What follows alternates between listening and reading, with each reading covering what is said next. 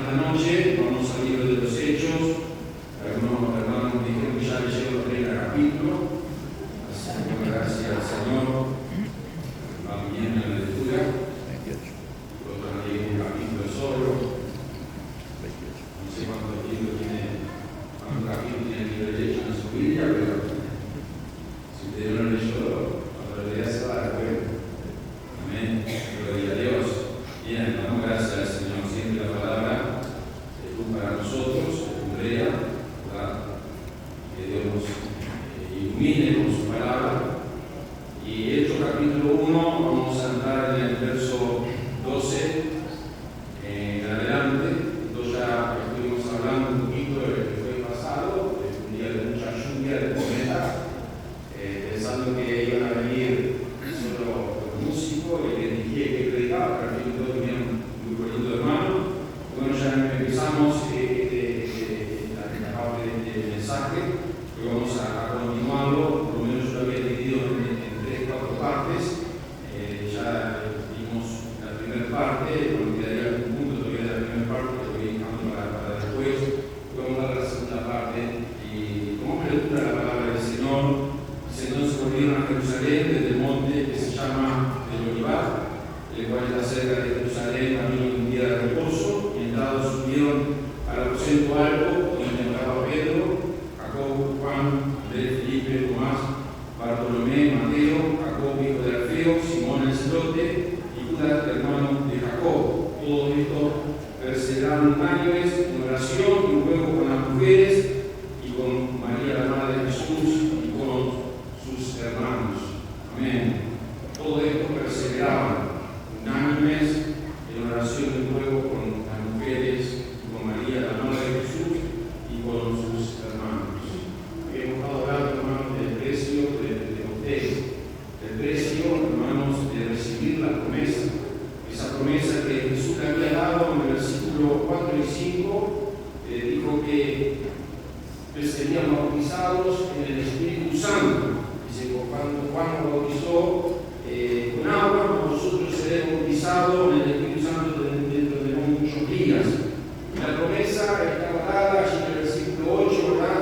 Y si recibéis poder cuando haya venido sobre vosotros el Espíritu Santo, y me seréis testigos en Jerusalén, en Samaria y hasta lo último de la tierra. Pero había un precio de ese Pentecostés, porque Jesús le dijo que quedaran en Jerusalén, ¿verdad?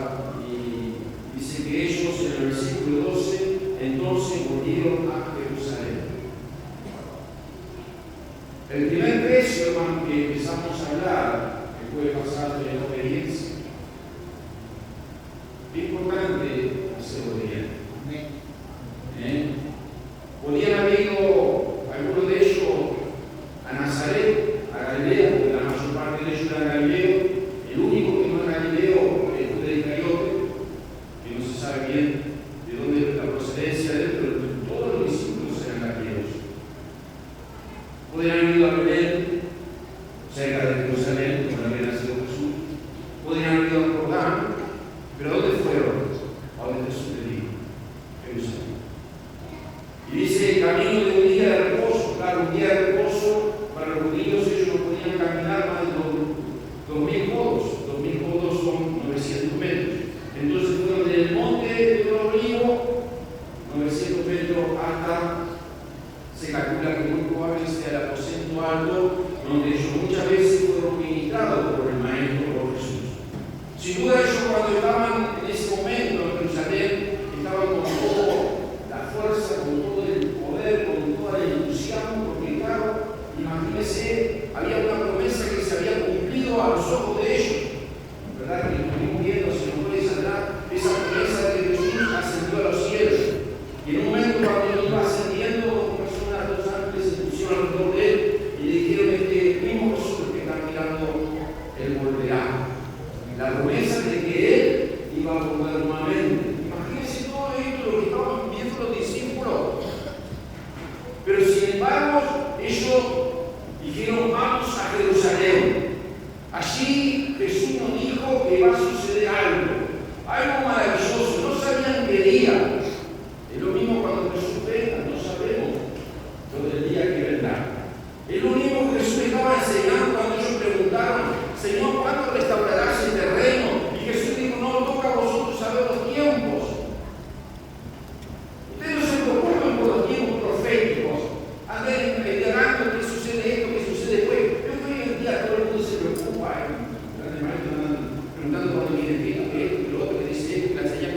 Hermano, nuestro problema es el principal, algo principal es que Jesús viene. Y lo principal de la iglesia es predicar el evangelio.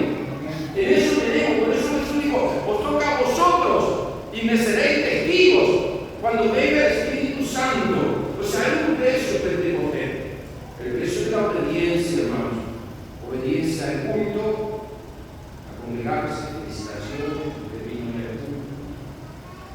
Obediencia al servicio, al ministerio, a lo que Dios nos ha llamado. Nosotros estuvimos hablando todo el día, jueves anterior, y obediencia a la edad. Esto voy a hablar para otro jueves. Está muy libre este pensamiento de edad. Porque es interesante la iglesia de los hechos hasta este momento, con un capítulo más. Hasta que la iglesia fue, hermanos, llevando el evangelio hacia los gentiles. Pero hoy quiero hablarles, hermanos, de la segunda parte, hermanos, del segundo paso del precio de Pentecostés. Siempre, si usted quiere ver logros, se tiene que preparar. ¿No? Yo decía el jueves pasado, los músicos no tocan por tocar, los domingos no es que las alabanzas salen por salir, es que hay una preparación.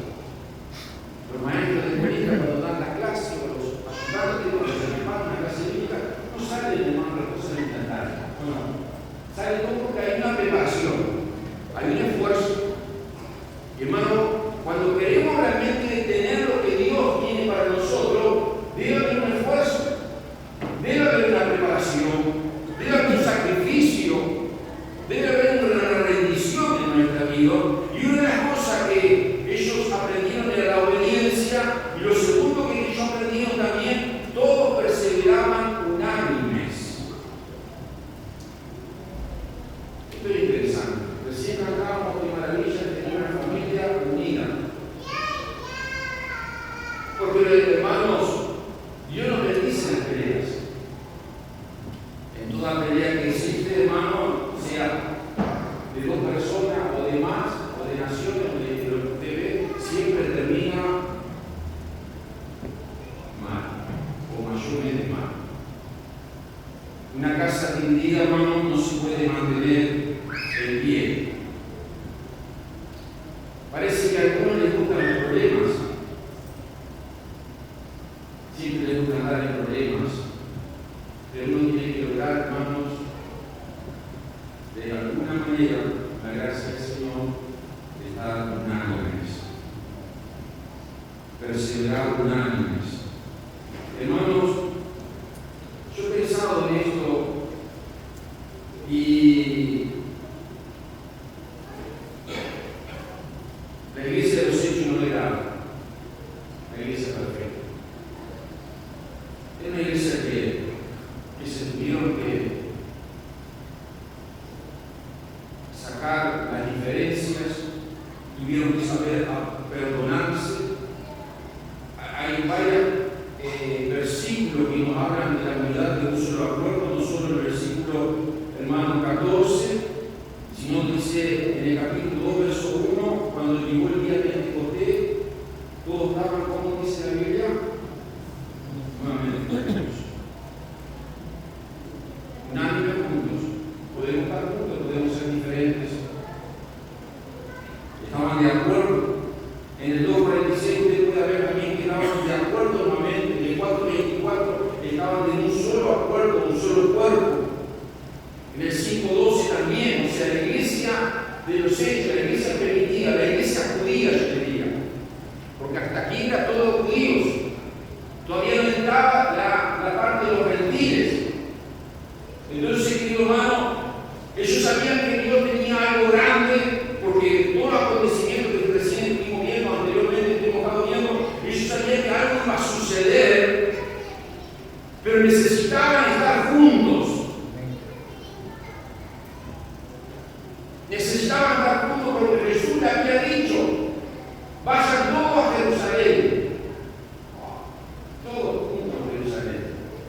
empieza a dar los nombres allí, los 11 discípulos, con cada uno, con cada diferencia.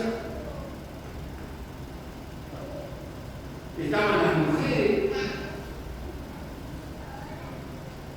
no es algo menos, estaba la madre de Jesús, estaban ahora los hermanos de Jesús, los que antes habían dicho que ese está medio mal de la cabeza, está mal.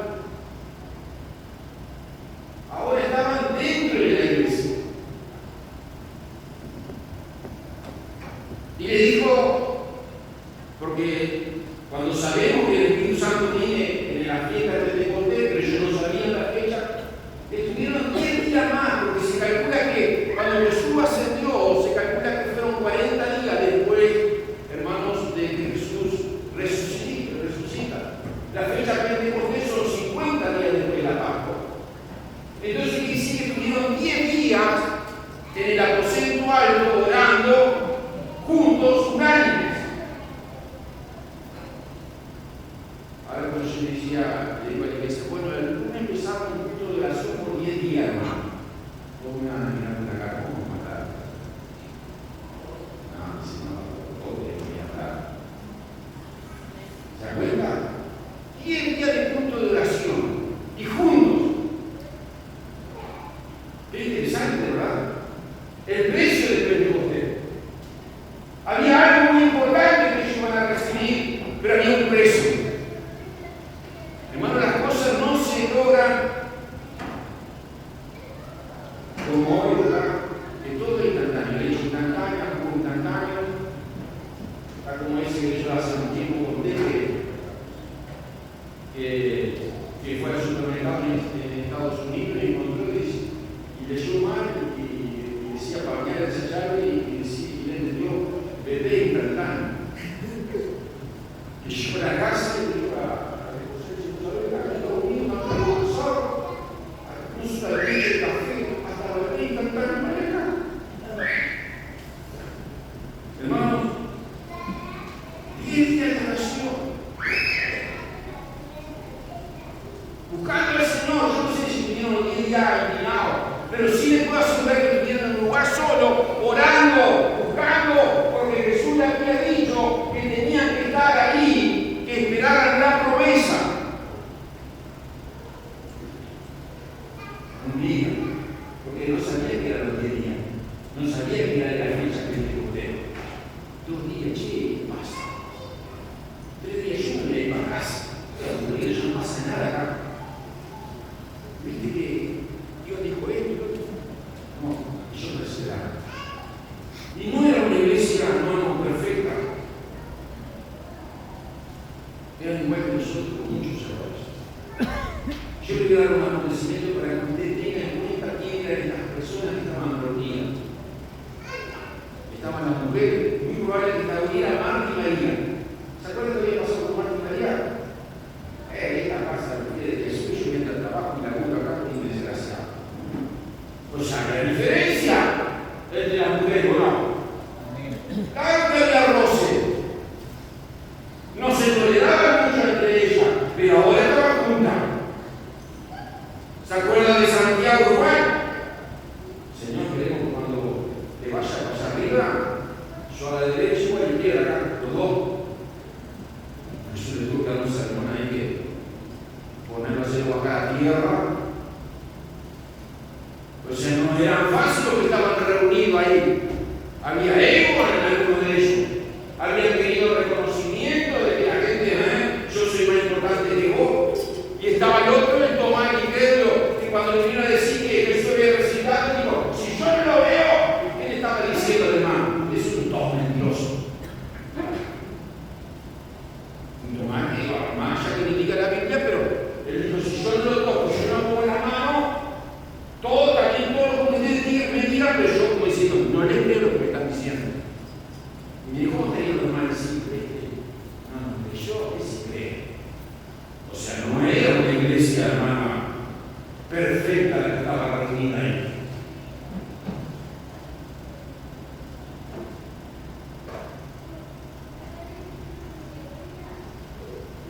Pero sin duda, hermanos, si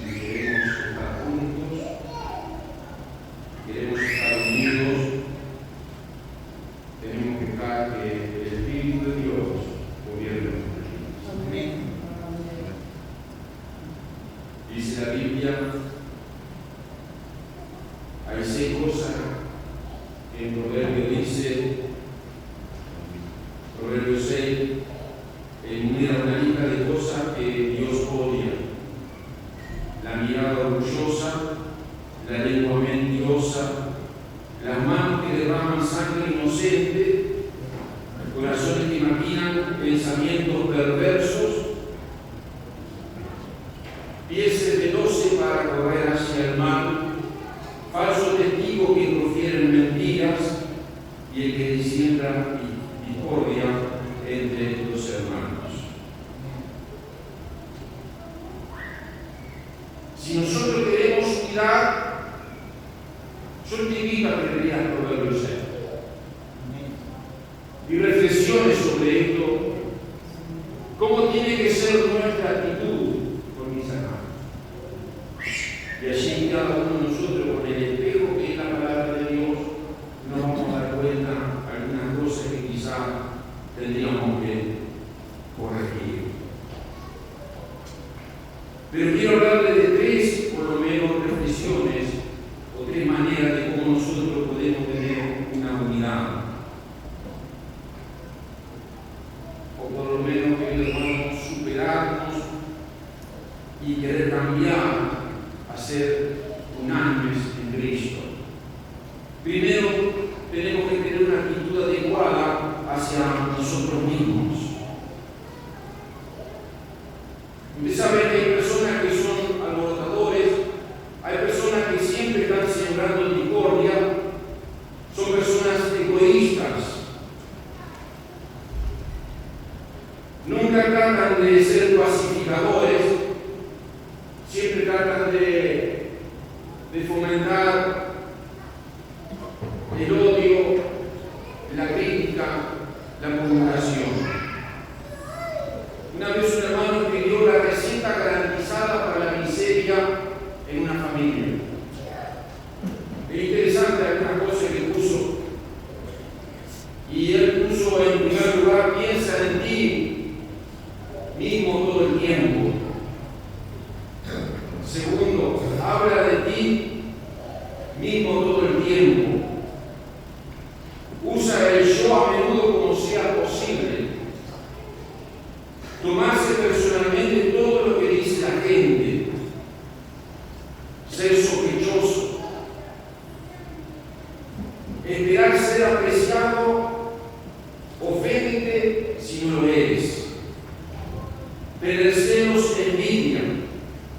Nunca perdones un fracaso pasado o una crítica. Y esto sí se haga en verdad, hermanos. A veces nosotros hemos ministrado personas, gente, hermanos, y a veces son años que llevan, hermanos, en el corazón guardadas, hermanos, ciertas cosas que han pasado por años. ¿Cómo puede estar un corazón, hermanos, dañado tanto tiempo? Deja que el Señor te sane. Y yo creo que ese culto de oración de 10 días, orando, Dios empezó a ver y empezaron a pedirse perdón. No lo dice la Biblia. Empezaron a sanar sus diferencias. Y quizás Tomás dijo: perdone que los traté de mentiroso a ustedes, no les creí. Empezó en el culto de oración porque, hermano, cuando está la presencia de Dios, Dios empieza a hacernos ver cómo realmente estamos, cómo somos. Porque a veces nosotros tenemos una expectativa de que somos tan perfectos, tan bien, que no hay nada para corregir.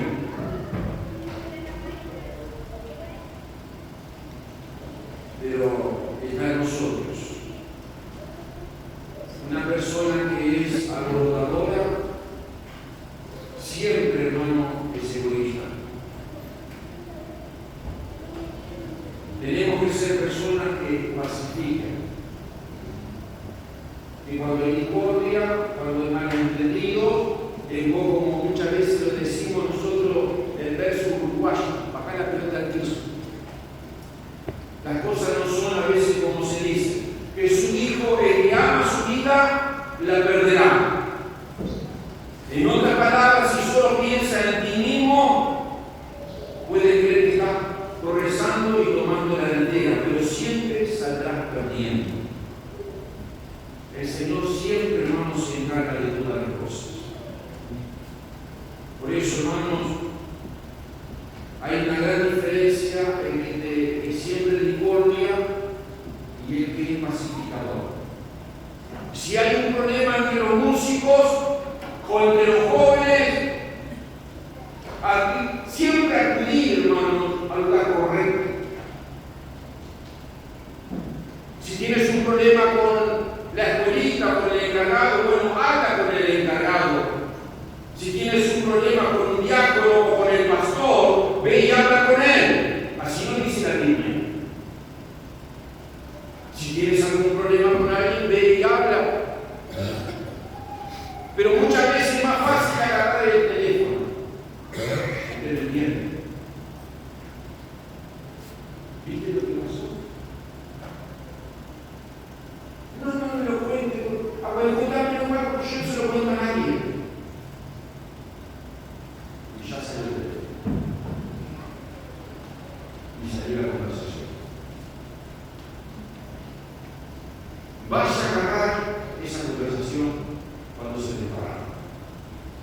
Hay un ejemplo tan sencillo y tan práctico que se ha enseñado muchas veces en los institutos bíblicos.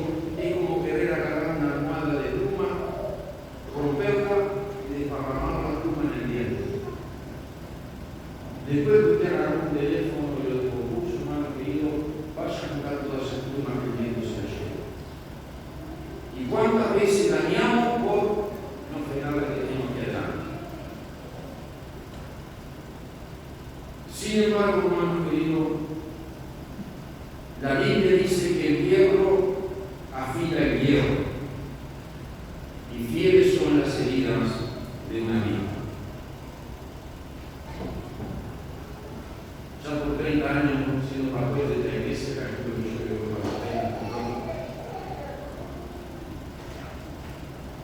porque cuando tenía 29 años, cuando entré, yo tengo 59 años, tengo 30.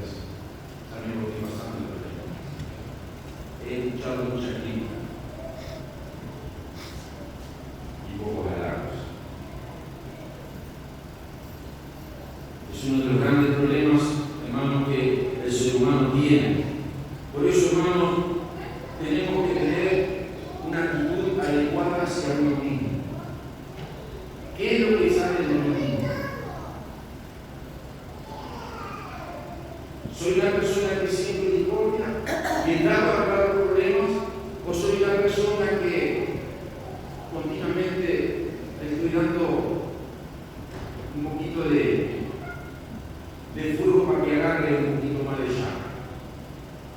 Entonces es muy importante en la unidad tener una actitud adecuada hacia uno mismo.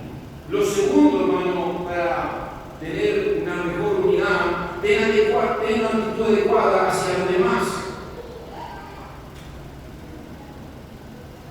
O sea, siempre hacia los demás. Ser muy, hermanos, objetivo a la luz de la Biblia, a la luz de la palabra. Tenemos que tener los ojos de Jesús, ejercer la gracia de Dios sobre nuestras vidas, estar dispuesto a aceptar la debilidad y los errores humanos de los demás y no sacar de enseguida un prejuicio de alguien. Una persona pacificadora siempre va a entender a los demás.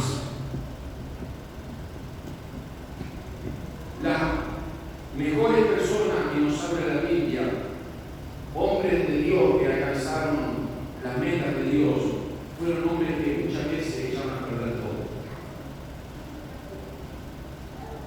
Sin embargo, hermanos, Dios lo transformó para bien. Porque Dios es misericordioso, porque Dios es perdonador, porque Dios es tolerante. Y cuando nosotros nos arrodillamos frente a nuestro Dios y le pedimos perdón, Él puede hacer algo en cada uno de nosotros.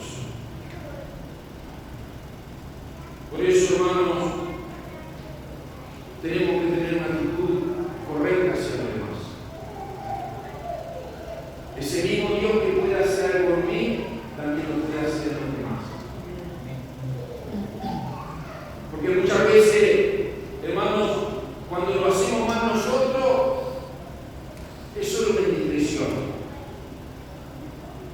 Pero cuando lo hace mal el otro, parece que es un pecado de condenación.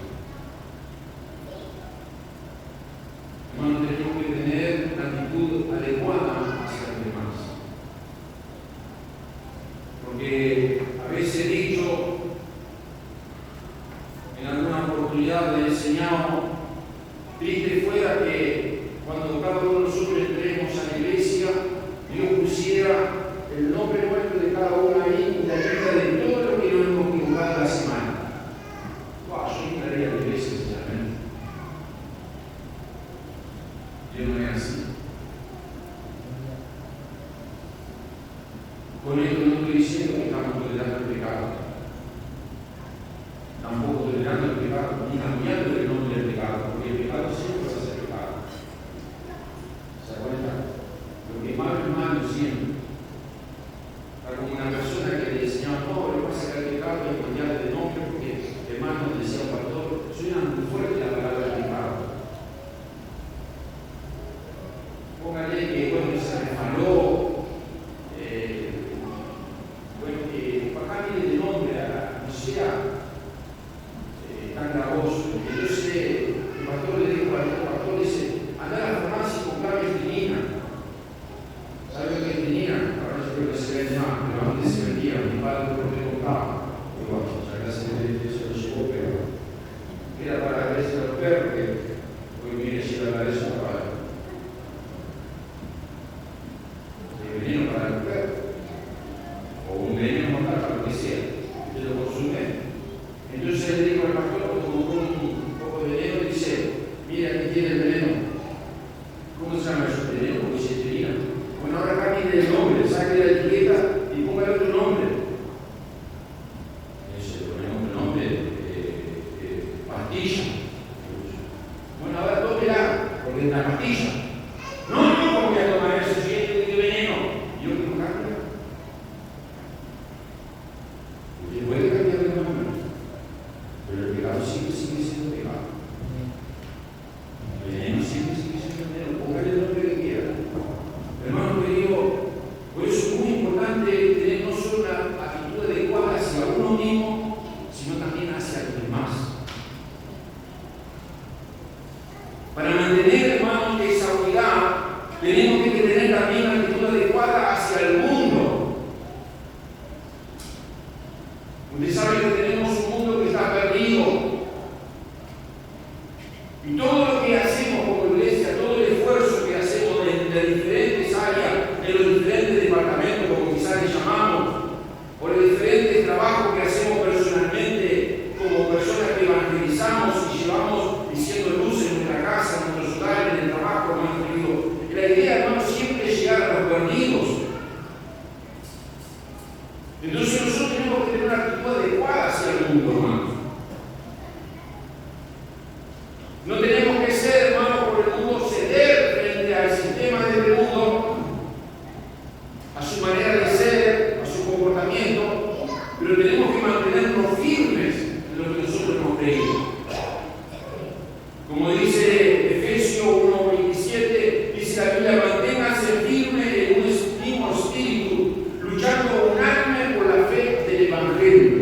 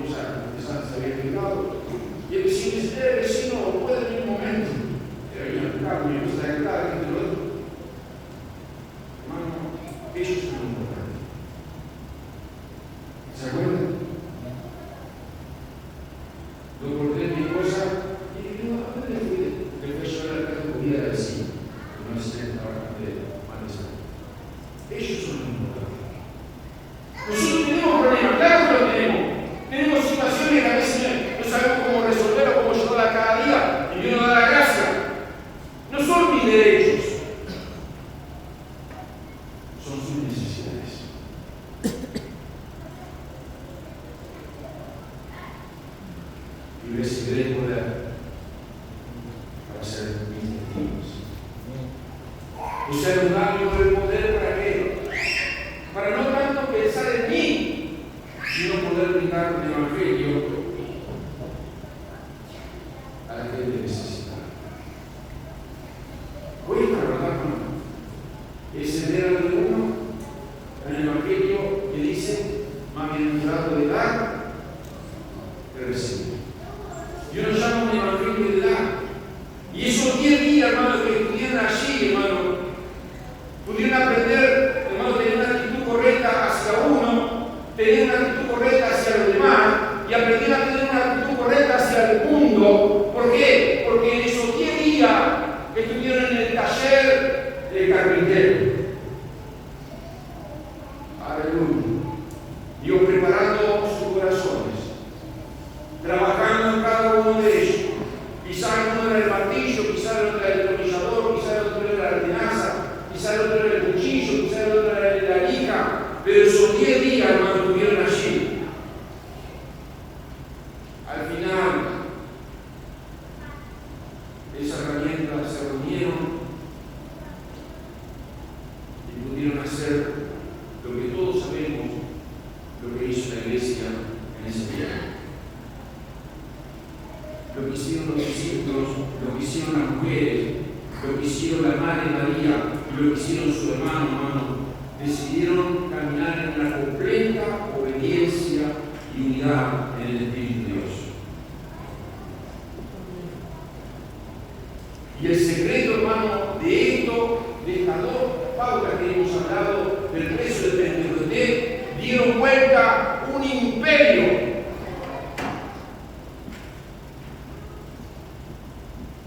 Que la predicación, hermano, que empezó Pedro, hermanos, tanta gente pudo conocer a Cristo. Hoy yo creo, hermanos, de todo mi corazón, que vivimos también estos tiempos del 13 de Pentecostés.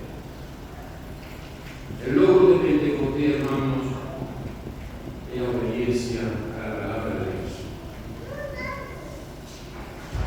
Aprender a obedecer.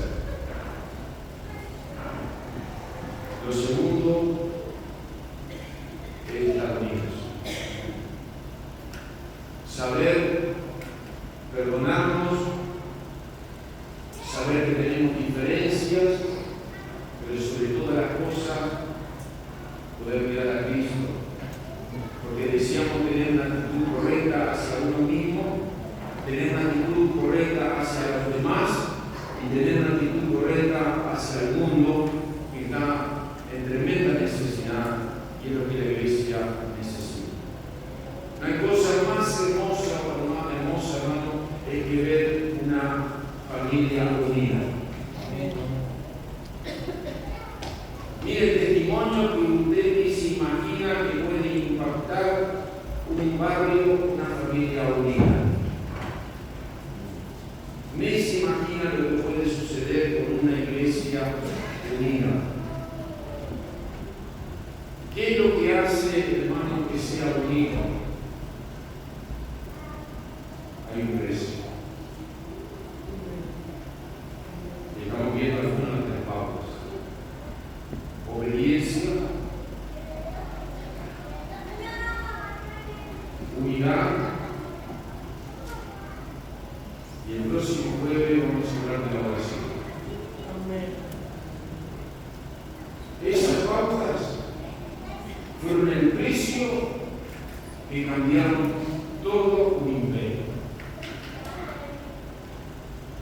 En oración, en secreto con nuestro Dios. Qué maravilloso, qué tremendo. Y hoy en día la gente anda corriendo para acá, para allá, buscando, no sé qué anda buscando.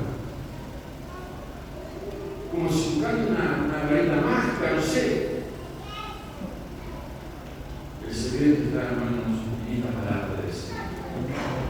Obediencia a la palabra, unidad y oración ante Dios. ¿Cuántos de ustedes quieren pagar el precio del Pentecostés?